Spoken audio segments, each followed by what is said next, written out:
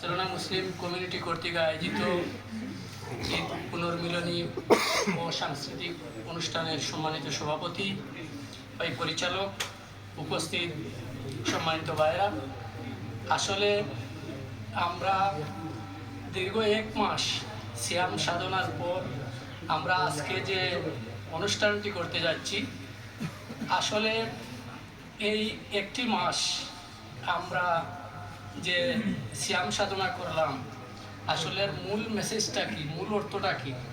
এর মূল অর্থটা হচ্ছে তাকওয়া অর্জন করা, আল্লাহকে ভয় করা।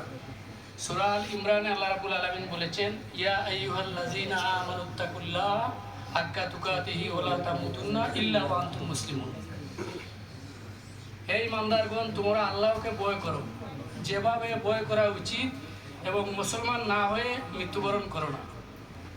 এবার যদি আমরা আল্লাহকে যে ভয় করা, তাকওয়া অর্জন করার যে মূল মেসেজটা হচ্ছে রমাদান, আমরা আসলে এই তাকওয়া অর্জন আমরা কতটুকু করতে পেরেছি, এর মানদণ্ড হচ্ছে বাকি 11 মাস আমরা কিভাবে চলাফেরা করতেছি।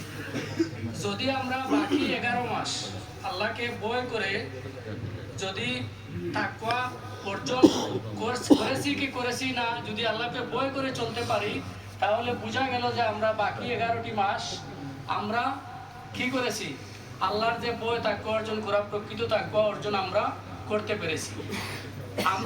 আমরা যে এই পৃথিবীতে এসেছি, আল্লাহ রাব্বুল আলামিনের একান্তই দয়ায় আমরা এসেছি। আমরা কেউ ব্যক্তিগতভাবে আসতে পেরেছি? আবার আমরা যে চলে যাব, আমরা কেউ ব্যক্তিগতভাবে চলে যেতে পারবো? আল্লাহর হুকুম ছাড়া আমরা যেতে পারবো না। এই যে মধ্যখানে যে জীবনটা আমাদের, এই জীবনটা আমাদের জন্য একটি গণ্ডি। এই জীবনটা আমরা আল্লাহকে যদি ভয় করে চলতে পারি, তাহলে কি আল্লাহ রাব্বুল আলামিন আমাদের জন্য পুরস্কার কি রেখেছেন? জান্নাত রেখেছেন।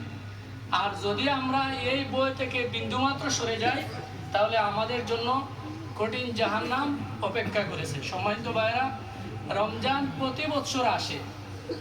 এই রমজান আসে আমাদেরকে একটি মেসেজ দিয়ে যায়। প্রতি বছর আসে মেসেজ দিয়ে যায়। কি মেসেজ দিয়ে যায়? তোমরা তাকওয়া অর্জন করো, আল্লাহকে ভয় করো।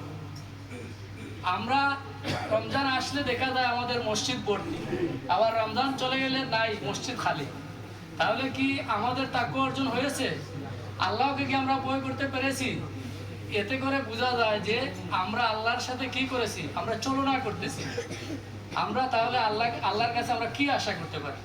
সম্মানিত দায়িত্বশীল বা সম্মানিত ভাইরা, আমি বিনীতভাবে অনুরোধ করব যে জিনিসটি, যে আমরা আজকের যে পুনর্মিলনী অনুষ্ঠানটা করেছি, এটা আসলে আমরা আপনাদেরকে মেসেজ দিতে চাই যে আমরা দীর্ঘ 1 মাস আমরা সিয়াম সাধনার পর আমরা আবার একত্রিত হয়ে বাকি 11টি মাস আমরা যে তাকওয়া অর্জন করেছি, এই তাকওয়া অর্জনের প্র্যাকটিস করে আমাদের জীবনকে আমরা পরিচালনা করতে পারি। যদি আমরা এটা করতে পারি, তাহলে বার্সেলোনা মুসলিম কমিউনিটির এই কার্যক্রম সফল হবে এবং আমরা সকলেই উপকৃত হব। সবাইকে আমি আবারও ঈদের মুবারকবাদ জানিয়ে আমি আমার সংক্ষিপ্ত কথা এখানে শেষ করছি। আসসালামু আলাইকুম।